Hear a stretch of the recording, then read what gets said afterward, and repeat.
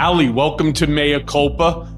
Look, there's so much to talk about. The hour goes by incredibly fast, so I'm just going to jump right into it.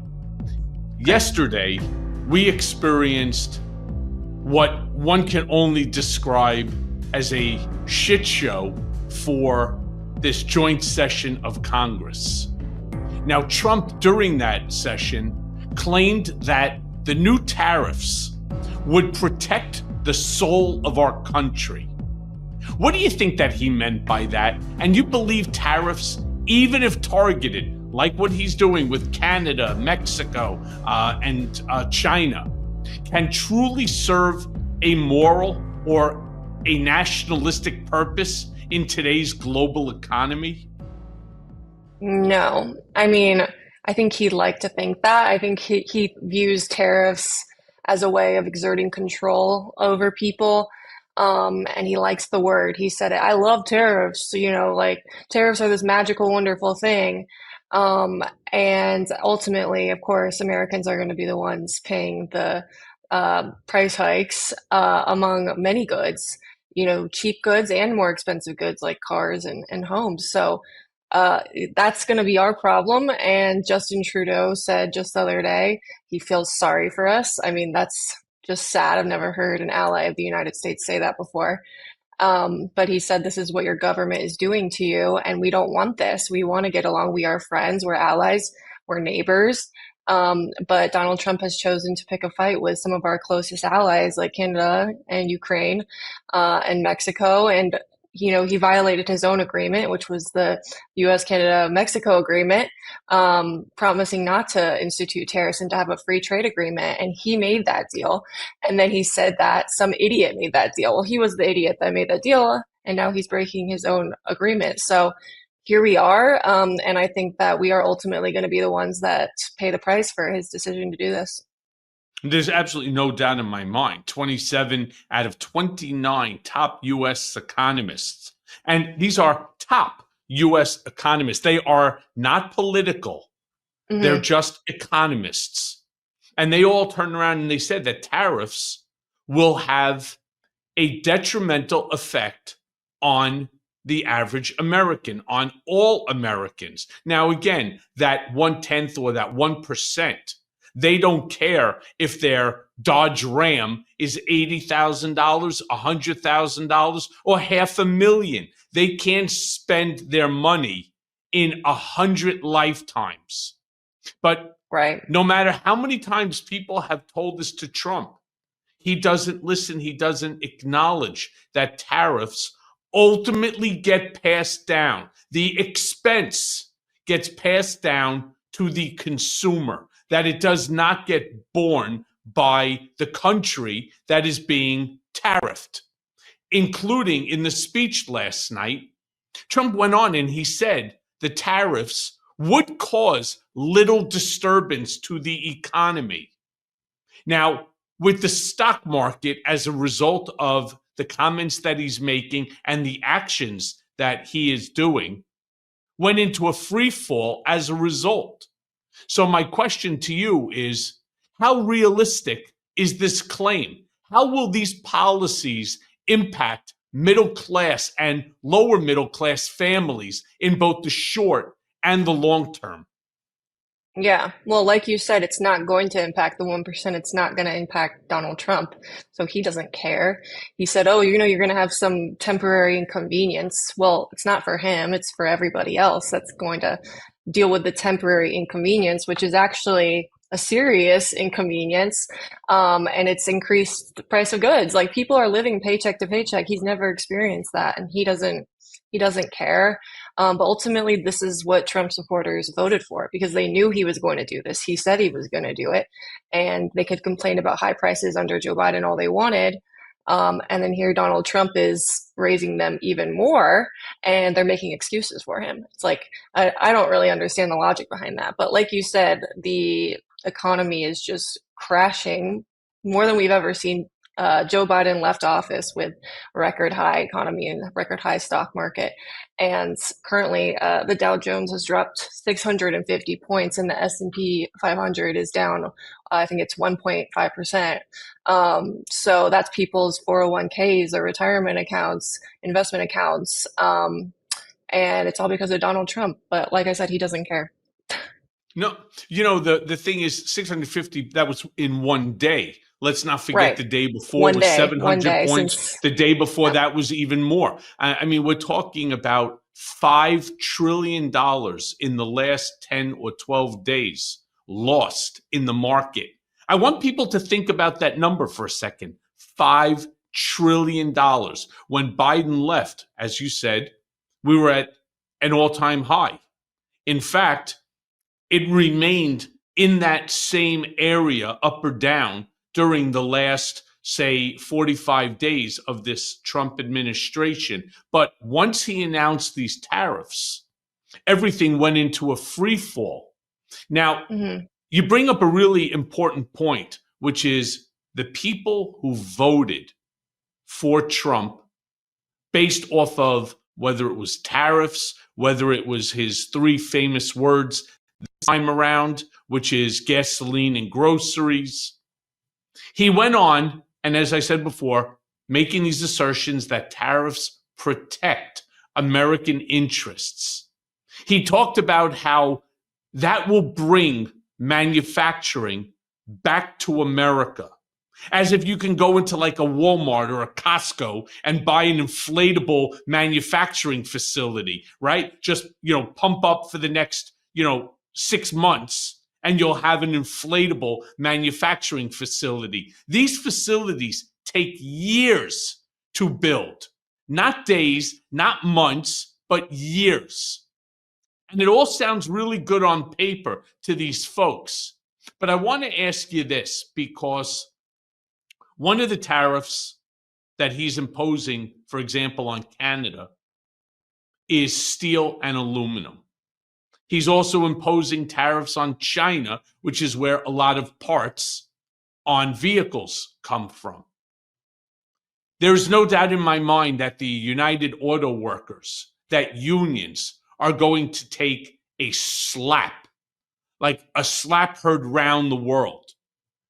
But I want to even expand that to, how do you think that these tariffs are going to impact the American worker? And I'm not just talking about in manufacturing, though I do want you to answer it for manufacturing, like the unions, but also just everyday businesses in this debacle of this global trade tariff war that he's creating. Yeah. Well, a lot of countries obviously outsource products and materials to China, Canada, Mexico, and other countries. So it's going to affect them. It's going to be increased costs for them. And then ultimately, they're not going to be able to pay some of their workers. Like you said, you're going to see people losing jobs. You're going to see businesses going out or going under because of this, this new rule by him. So it is going to impact small businesses and then employees and workers, especially in the automobile industry and manufacturing and union workers, but they've never cared about union workers. So yeah, it's gonna affect people across the board, whether you're just a consumer or you're a worker in the industry or you're a small business. I mean, think about construction, the entire construction industry. Again, one of the things he is imposing a 25% tariff on is softwood. Softwood is what's used in the construction of homes. So who again do you think? Do you Right. think that these big developers, do you think that they're going to be so magnanimous that they're going to eat the 25% tariff? Or logically, do you think that they're going to pass it on to the consumer, to the buyer of the house? Now, just again, to add more fuel to this fire, already interest rates are exceptionally high.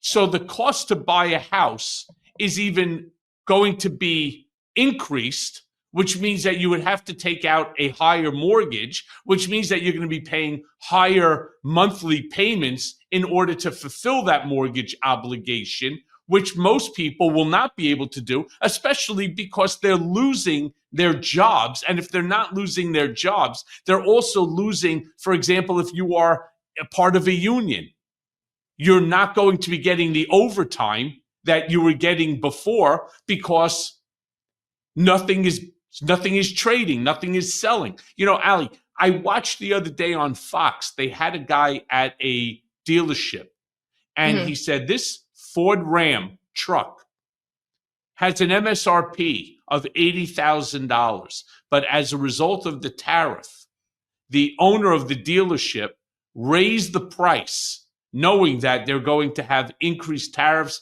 there's going to be less sales, to $100,000. And they said to him, "Do you really think that that's a smart move?" And his comment was, "It makes no difference. No one's going to be able to afford it anyway." What's your Right. comment? Yeah, yeah, you can see they're already doing it preemptively, knowing that these tariffs were going into effect. So, yeah, I mean, house prices are already astronomical, plus interest rates that are over 6%. I mean, it's become nearly impossible for people to afford the American dream of owning a home. So, I think a lot of MAGA, Trump supporters thought that it would be easier to own a home and do all those things, and now it's actually going to be a lot more difficult and more difficult than it already is. I think we're going to see a real estate market crash, relatively soon. You have people who are just losing their jobs, especially in this area. I live in Northern Virginia, and federal workers are being laid off left and right. People that I know personally, and they can't afford to live here anymore. So that's going to be something that we're going to have to deal with relatively soon.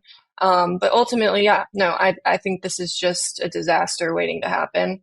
Um, and it's just making life more difficult for people who are just trying to get by. I mean, not everyone is, rolling in the dough able to afford a $5 million home. Some people are simply just trying to buy their starter home, and now it's going to be much more difficult to do that. And think about all of the Gen Zers that are out there. They Yeah, are never going to be able it's my to generation. Yeah. live the American dream that their parents and their grandparents and great grandparents had the opportunity to do so. Things are too expensive. You start to see more and more children refusing to leave their parents' homes because they either don't want to have to deal with the expense or they can't afford the expense. And so, unless they're going to get parental help, and now it's hard for everybody unless again you're in that 1%. I'm with you 100%. There's going to be a stock market crash. And who's going to pick up all the pieces? Well, it's going to be the one percenters, the hedge funders that are going to come in with massive Hmm. amounts of money from other funds, and they're just going to buy up all the properties and rent them out and wait for the market to change again, exploiting the middle and lower class, which is what I believe that these tariffs are going to ultimately do. And it's terrible. I feel so bad for Gen Z and your generation because it is nearly impossible. And I'm not saying that there's not a handful of scenarios that you could point out about young kids making fortunes off of crypto and so on. But you know what? I know people who are in the crypto business. All they do is trade crypto. One time we were out for dinner and the person turned around and said to me, "You're not going to believe it. I crushed it today." I said, "Oh, yeah?" "Yeah. The portfolio that this person has was up about $2.3 million. The next time we had dinner, they turned around and they said to me, I said, "Oh, by the way, how's your crypto doing?" "Fuck you, Michael. I don't want to talk about it." I said, "Why?" "I'm down five and a quarter, Wow. $5.25 million. All right. And now I'm not trading crypto anymore. It's too volatile. I don't want to lose everything that I have. All right. So, yeah, we hear stories, success stories, AI success stories. They're handfuls. And these young kids end up becoming part of the 1/10 of 1%ers, and it doesn't affect them. But what about everybody else in their class? And why is it then that Gen Z, there's still a large group of Gen Z that support Trump and his policy ideology? You know, I think a large part of it, and this has just been my long held belief, is that people just simply aren't very informed or just don't do the research or they just don't care to. They don't care about politics. They hear something somewhere, especially with the spread of misinformation across all social media platforms. They're seeing something and then they're saying, that sounds great. Like you said, like Trump saying, that we're going to bring American manufacturing here as a result of the tariffs. It's just not that simple, but they hear it and it sounds great to them. So I think that's truly the cause of a lot of this Gen Z conservative movement. And it's up to us to push back and to be there to be the opposition voice who's actually providing, real facts and data. It's true. I mean, just talk about a manufacturing facility for a second. In order to build a automobile manufacturing facility, it requires a ton of steel.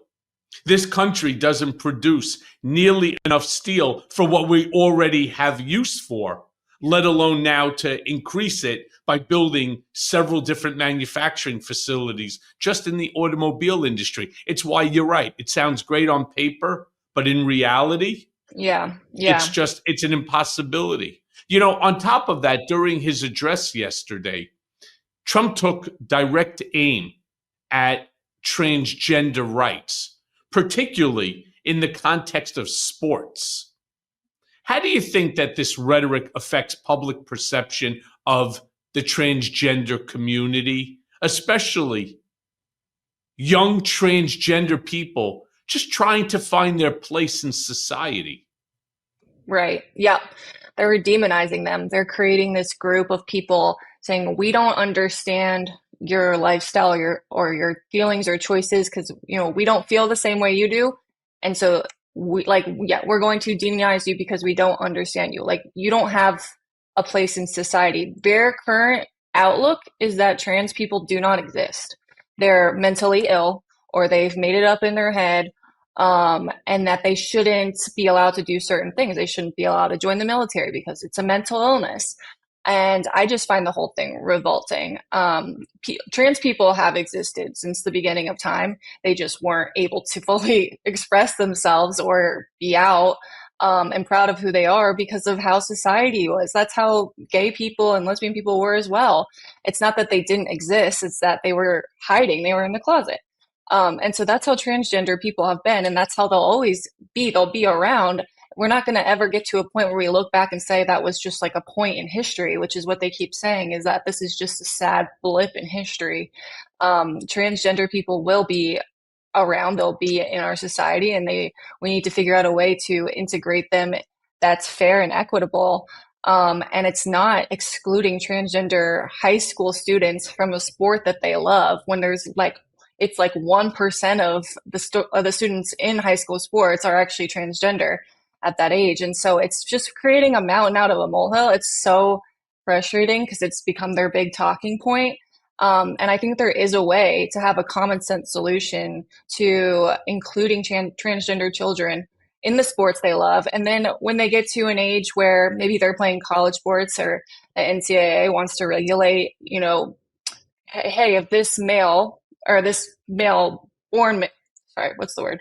Male at birth person wants to compete in women's sports, he has to undergo certain hormonal therapies. He has to reach a certain level of estrogen so that we can make it fair and safe for all. I think there's a fair and common sense solution to all of this. And it's not saying they can't compete in sports at all or they have to compete in the sport where that's not the gender that they identify with and they feel completely out of place and don't it's like there is a common sense middle ground that's also going to be safe and equitable for women as well.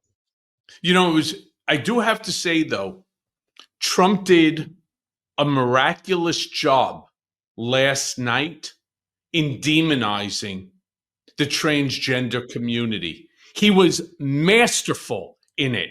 He put up into the galley, sitting directly next to Melania, who looked fantastic, had these two young girls sitting there. The first one It's all was a a show. volleyball player. Of Yeah. course, it was a show. She was a volleyball player. And he told the story that this transgender born male, female, during a match that she was in, spiked the ball with such ferocity that it hit her in the head and caused brain damage.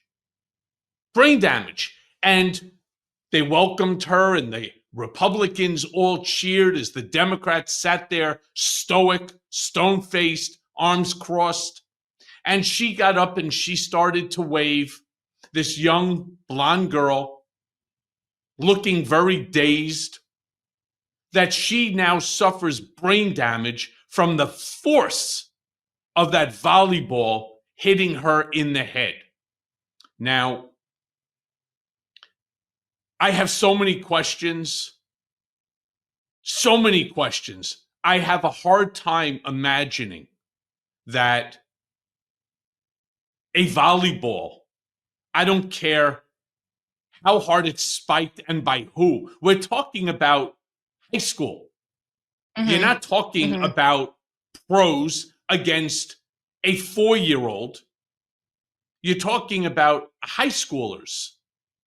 And I have a real funny feeling that if nonpartisan doctors took a look at what was going on here, it might have been maybe she got knocked backwards and banged her head. That's certainly possible. No different than two kids getting into a fight. One punches the other in the face, or somebody trips the other guy and he falls on the back of their head and they end up with a serious concussion. But something just smelled wrong. Then they had the mother of a young boy, a young girl, another young girl, I believe it was, who, and this played onto that whole scenario where Trump was claiming that teachers were doing transgender operations, that your daughter or your son leaves the house and comes back as your daughter, and so on. And this mother was there, allegedly, that they were referring to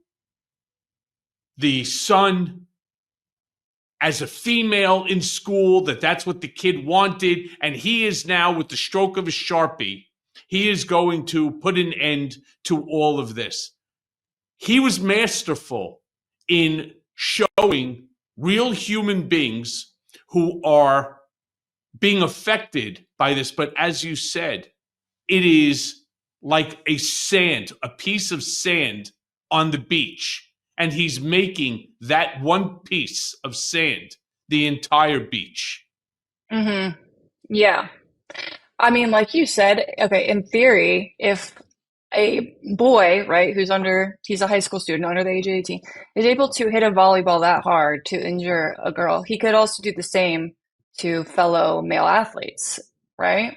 Like, I don't think you have a softer head as a girl at that age. When your car breaks down, you take it to a mechanic with no hesitation. You need it, and it's not something most guys can fix themselves. I know I can't. And men should think the exact same way about ED. But the reality is, you might be hesitant to seek help. Thankfully, through HIMSS, you can get access to personalized ED treatment without stepping outside the door. HIMSS is changing men's health care by providing you with access to affordable sexual health treatments from the comfort of your own couch. HIMSS provides access to a range of doctor-trusted ED treatments like chewable hard mints and Viagra and Cialis and their generics for up to 95% cheaper. You hear that? 95% cheaper. And the process, it's 100% online, so that there's no need for uncomfortable doctor visits.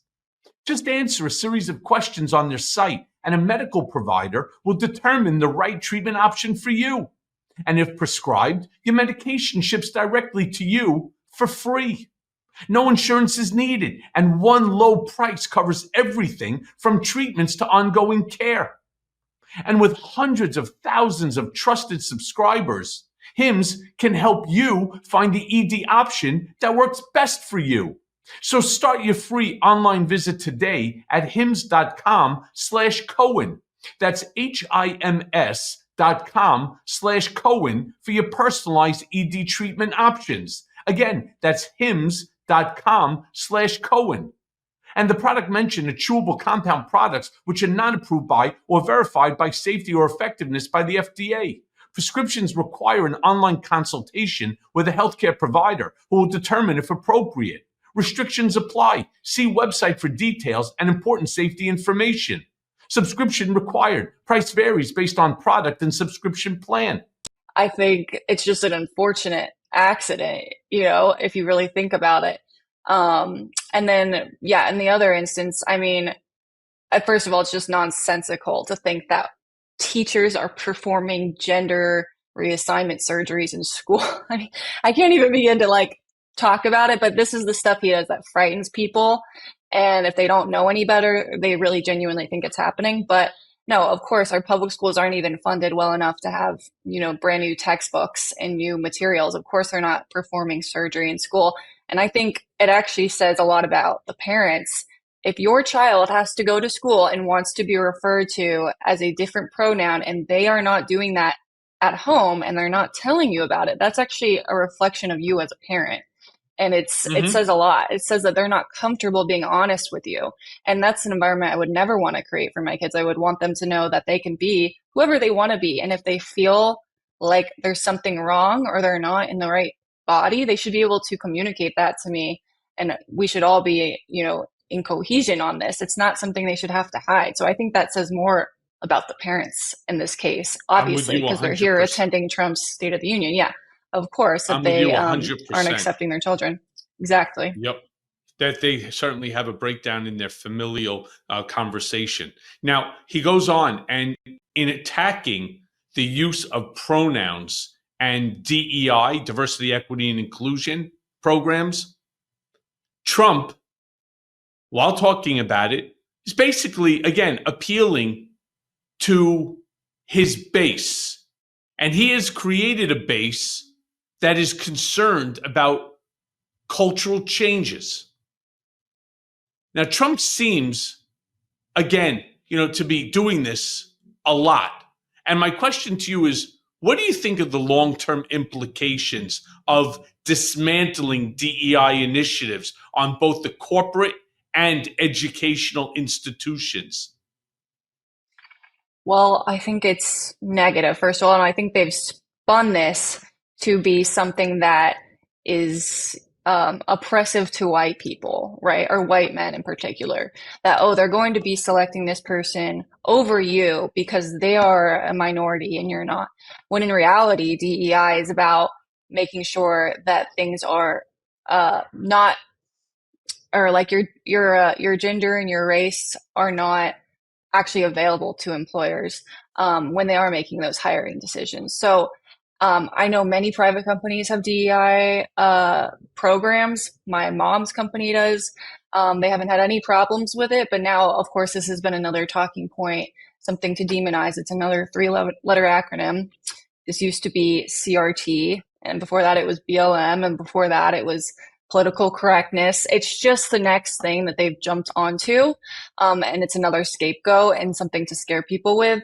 It's funny how CRT just disappeared, right? They said, oh, we beat CRT. CRT is not in elementary schools anymore. It never was to begin with. They didn't do shit, pardon my language. But yeah, so it's just something else to freak people out.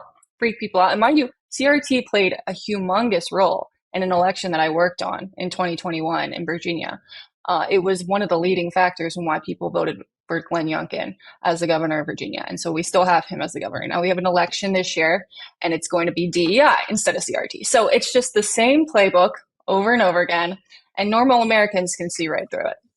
Yeah, I will tell you, it is interesting because I saw the other day there was a lawsuit filed by a white woman against her employer who is a lesbian, part of the LGBTQ plus community, claiming that she was passed over for a promotion that went to another member of the LGBTQ plus community over her.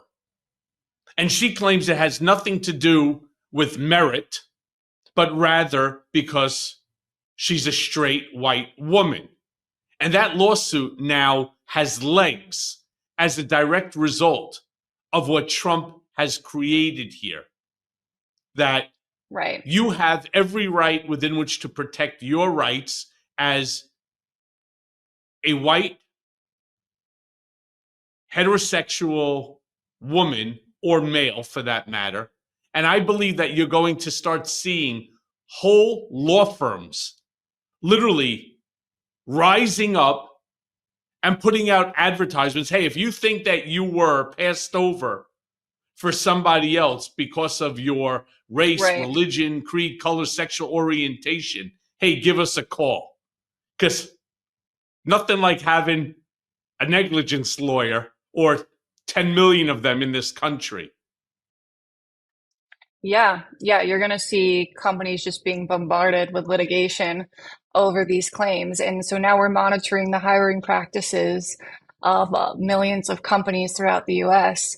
But truthfully, I think that the right wing believes that if you are a white male, you are categorically more qualified for a role than anybody else. Mm-hmm. They believe that if they have a white male pilot, they feel more safe and that he was probably hired on merit. What does that say about them, and about you? If that's what you believe, you have a bias that you believe that white males are generally a better fit for a job. And that's something that our country has believed for a long time, and it's still playing a role in society today. So I think it says more about their personal and internal biases than it does about anything else. And Yep. that there are plenty of people that are more than qualified for jobs. And just because it's a black pilot or a black member of an administration or whatever it is, does not mean they're a DEI hire or a black mayor. They called him a DEI mayor. I mean, it's just the most ridiculous thing I've ever heard. Talk about what if it's a black doctor who happens to Right. be the number one neurosurgeon in the country? What if then hypothetically you have a neurological issue? Are you going to turn around and you're going to say, yeah, I think I'm going to go with a different doctor because I suspect that the hospital brought him on based upon DEI, forgetting his qualifications. It's so Yeah, stupid that it's the, so the question stupid. I want to add one other part here. How do you think that these sort of positions are going to play out with, again, Gen Z, the younger voters who actually have grown up more progressive on these issues? Because to be honest, I didn't see that voter. I didn't see the Gen Z, the younger voter, making this much of an issue in the 2024 election. I thought they would, but they Yeah. didn't. Hmm. Well, I think that there are two factions of Gen Z. And I think that there's an older faction, which is me. I'm on the very brink between millennials and Gen Z. And we grew up in a pre-Trump era. And so I think that faction is a little bit more progressive and cares more about human rights. And the younger faction has grown up in the Trump era. All they've seen is Trump. I mean, Trump has been running for office for 12, what is it? Or yes, 2016. It's been 8 years. But No, he's no, he been started it initially. He started in 2011. okay. So there you go. So it's 2025. So it's 14 years. And he's been running in the past three presidential elections, and that's a lot. That's pretty much all the elections of a young person. My sister is 30, and she's never voted in an election where Donald Trump wasn't running. So, I think there's a difference. And so the younger generation has grown up and seen how he has denigrated the morals of this country, and created a more individualistic society, right? Like we don't care as much about our neighbor. We're more focused on us, and we reject things that we don't understand. And that has become fabric of American society. And you can see it in just the way that we interact with each other. And I think that's Yep. truly impacted how they've viewed America and how they voted. Well, during that speech last night, he went on to, of course, praise himself and his migration deportation crackdown, which, as he said, is going great. Of course, poking at the Democrats who sat there, claiming that the Biden administration and these Democrats had fostered open border policies. How do you view the reality of the border situation today? And what do you think are going to be the consequences of his misleading statements on public trust? Hmm. Well, of course, he's been in office for what, 40 days, and then the right is going, he secured the border's closed. I mean, what? Not much has changed, other than that he sent additional troops or law enforcement down to the border to create kind of optics that we have a more secure border. But no, I mean, we had the highest level of encounters under Joe Biden, which means border control is doing their job. But it's all about optics. He says things that sound great and are true, or that he wants to be true, like the border is closed, and that's what people believe. So, yeah, I mean, I think we all want to see a secure border. We don't, and I don't think we've ever had an open border like they've tried to make it seem. But again, that's just another phrase that they've used. So, and it's stuck, unfortunately. Um, but yeah, I mean, it's been 40 days. We'll see what happens. But ultimately, the border wall is still the same border wall. And it's just reframing of the narrative. Yeah, I mean, the funny thing is, he even he went on yesterday and was so bold to say that there's zero coming through the border since Which is he's just taken not true. office. Yeah, It's not true. And what he did, and again, on paper, it's so right. He's framing the immigration policies in terms of safety and national security, something that we all want, something that the right. president of the United States is obligated by his position to do, right? To make each of us safe and to provide and ensure national security. But do you think that, because he went on to say that they're now using Guantanamo Bay, they're using internment camps in Panama. You think that his harsh stance is effective in deterring illegal immigration? Because he also made the claim that knowing how rough and tough that he is and how Tom Harmon and the rest of ICE are going to be with these illegal migrants, that they are just not coming here, that they're going elsewhere.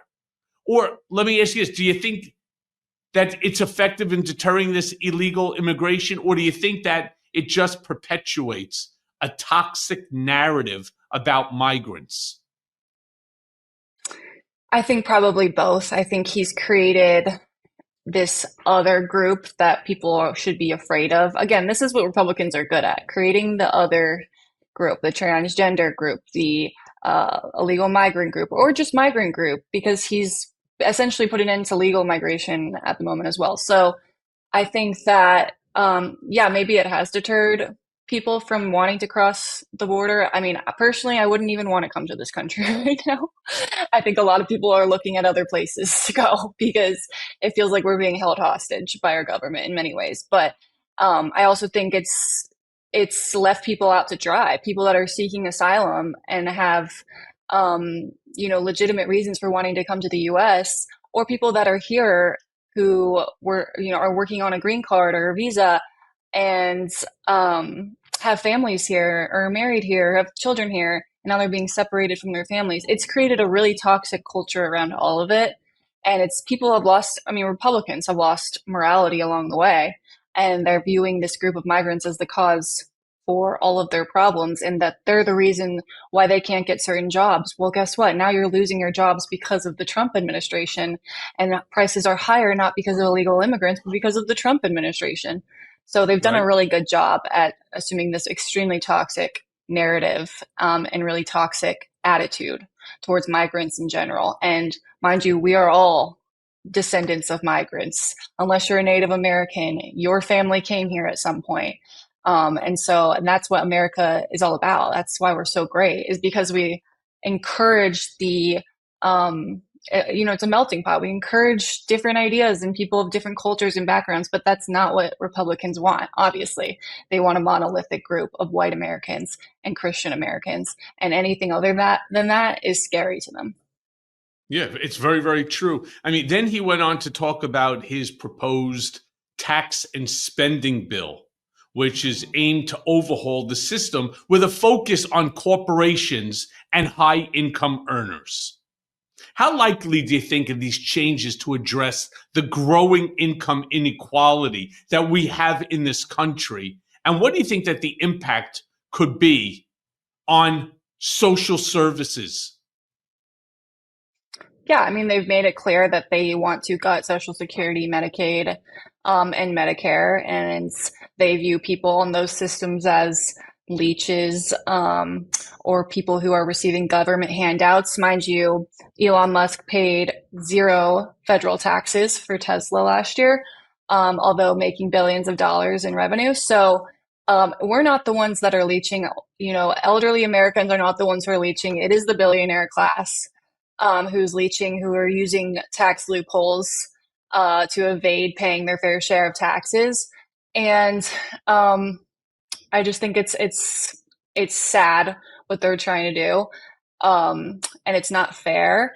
And people have paid into these systems their entire lives, and if you pay taxes, you can't possibly be a leech of a system that is supposed to benefit you after paying your way into it your entire life. Yeah, it's so true. Meanwhile, yesterday, I thought possibly one of the more comical, because yesterday's speech was really nothing more than a reality show, right? I mean, it would have made great Bravo television. He Right. started talking about all of the money that DOGE, Department of Government Efficiency, has been able to identify and to cut these spurious sort of programs. And he started listing them off to the chuckle of the Republicans in Congress. He started out with things like $22 billion from the Department of Health and Human Services to provide free housing and cars to illegal aliens. All right. I'm not sure that that really exists.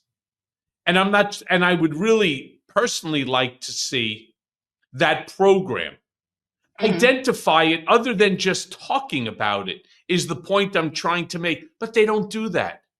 They shove it right down your fucking throat with basically nothing more than talking points that I believe Ally, you and I, and all of my listeners would agree. Whoa, whoa, whoa. Free housing and cars. What about me? What about me? So I got to get up every morning at 6, go to work. I have to pay my mortgage or pay my rent. I have to pay my lease on a car, or I had to buy it outright, whatever it might be.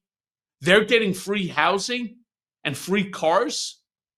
I don't know that that even exists.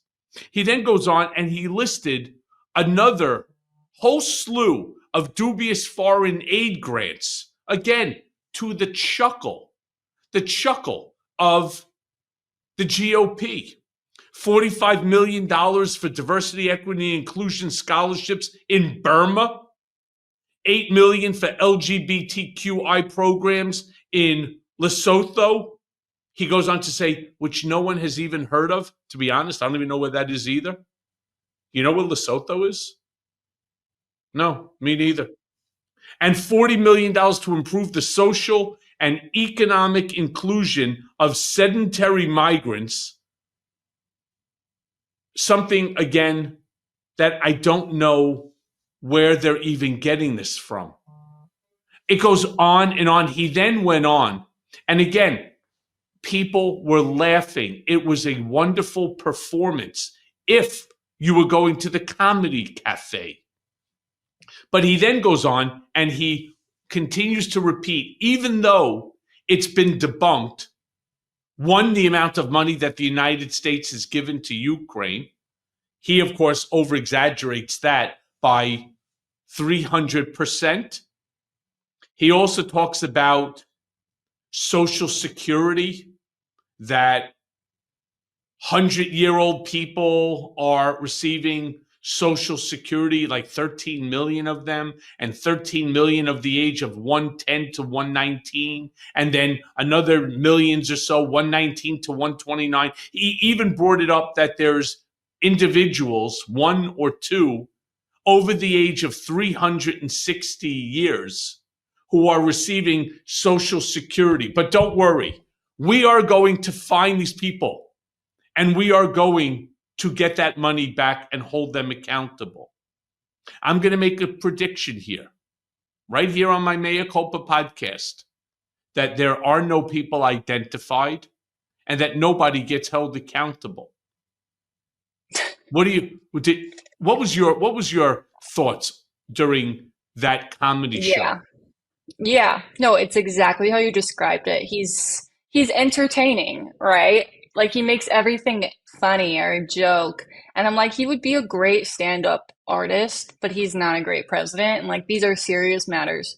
But no, I mean the claim about the 100-plus-year-old, 115-plus-year-old people receiving Social Security, that's already been debunked.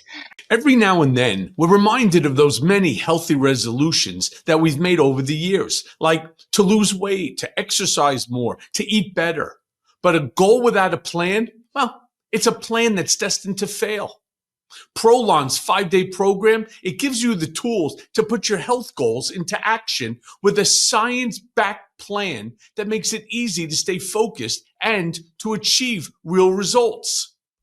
Prolon's fasting mimicking diet, well, it's a revolutionary plant-based nutrition program that nourishes the body while making cells believe that they're fasting. Researched and developed for decades at USC's Longevity Institute and backed by leading US medical centers, Prolon helps support healthy blood sugar, enhanced skin appearance, fat loss, and improved energy and focus post-fast. Now, it all starts with their 5-day program. Snacks, soups, and beverages, all designed to keep your body in a fasting state. No guesswork and no planning required. 3 consecutive cycles of Prolon have been shown to reduce your biological age score by an average of, get a load of this, 2.5 years. And your waist circumference, by 1.5 inches. Prolon is fasting with food. That's right. It's fasting, but with food. It all starts with Prolon's 5-day program. Again, snacks, soups, beverages, all designed to make your body think that it's fasting. So let me be clear. I did the 5-day program and I feel much better. Prolon, really, it's not like any other diet that I've tried. Because you know why? It's not a diet. It's truly science.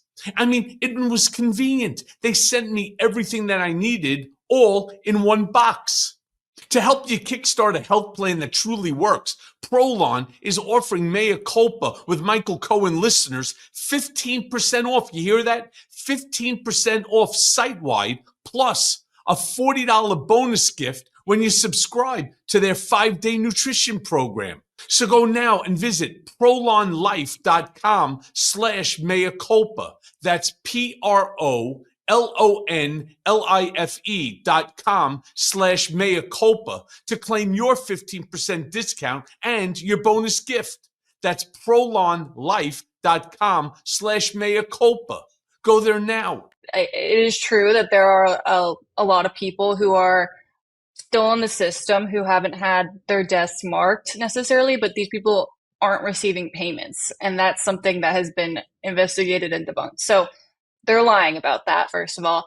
And then, like you said, he just makes up numbers out of nowhere sometimes. Like, I'm like, where did not you sometimes. even get that No, from? no, not sometimes. All the time. It's all the time, right? Yeah. He makes up numbers in order to prove his position. So if I Yeah. turned around and I said, let's say, you're in your 20s, right? And I turn around and I said, Ally is 75 years old, all right, and she's receiving Social Security payments based upon her age. And you're like, look at me. Either I have the greatest plastic surgeon in the planet, in the universe, or you're wrong. Doesn't make a difference to him. He's willing to Yeah. say it if it will prove his point.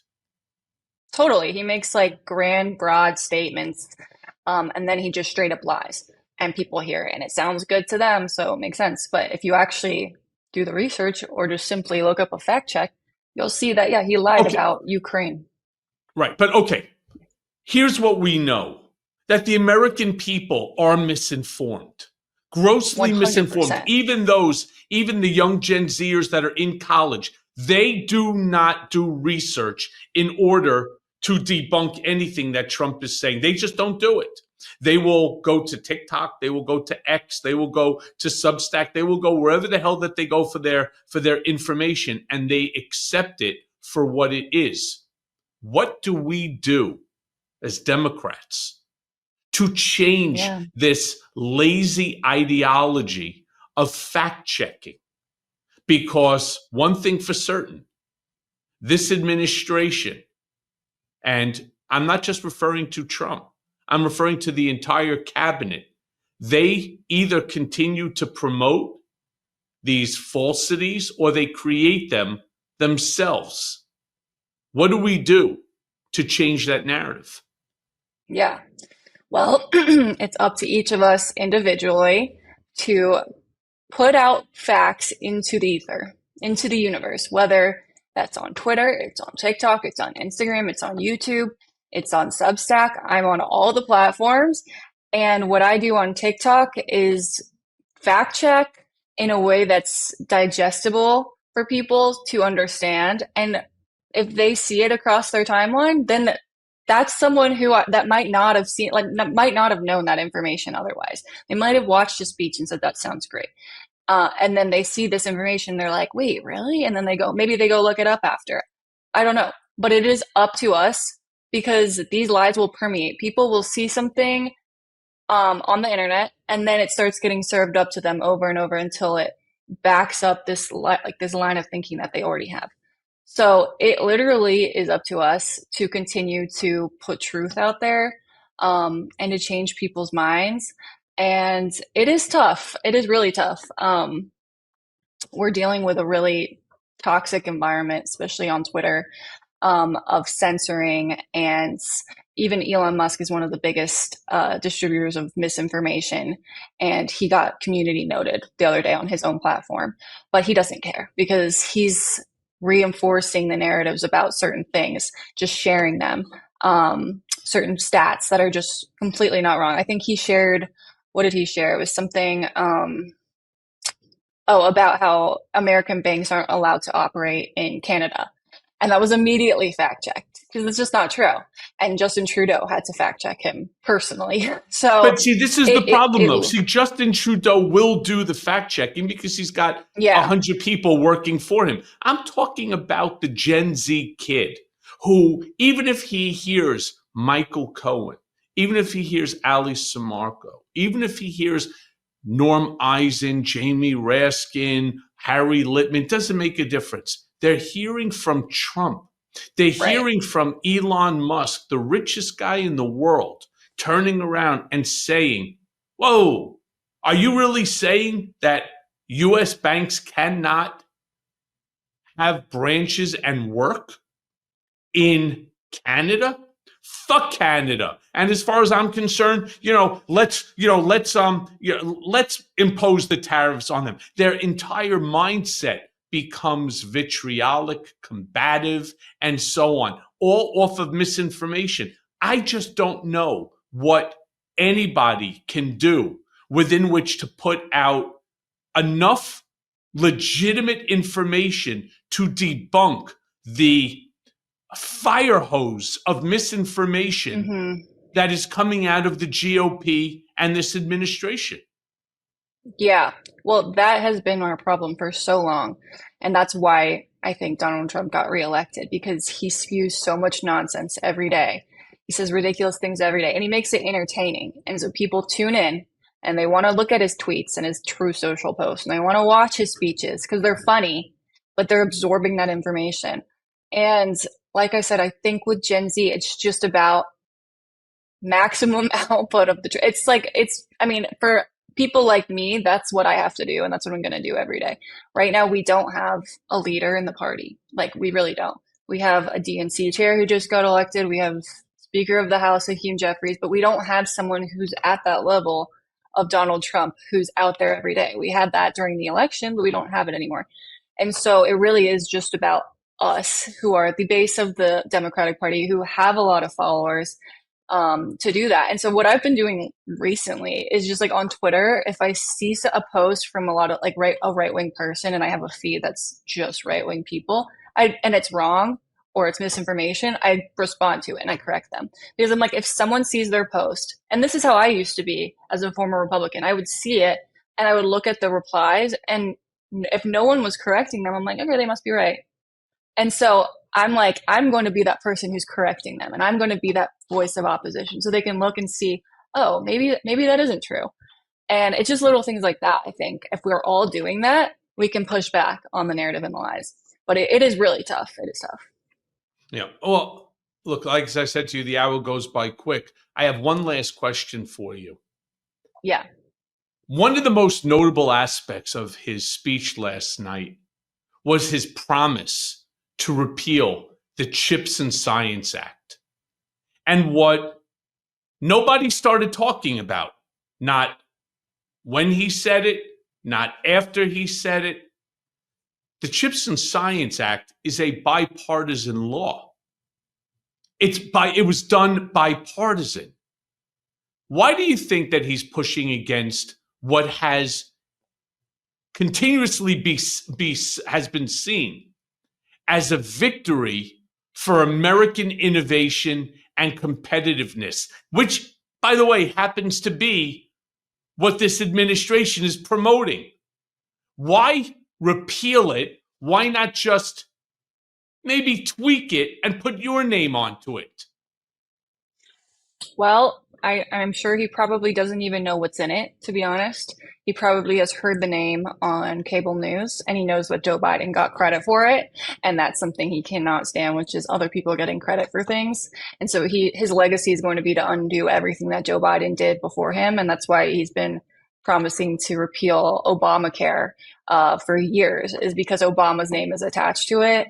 And he never had a plan to replace it because he doesn't care about that. He just cares about him having the attention, him having the credit and the glory for things that he has nothing to do with. So I simply think that is the reason, because Joe Biden is considered the one to have championed that legislation and signed it, that he now wants to get rid of it.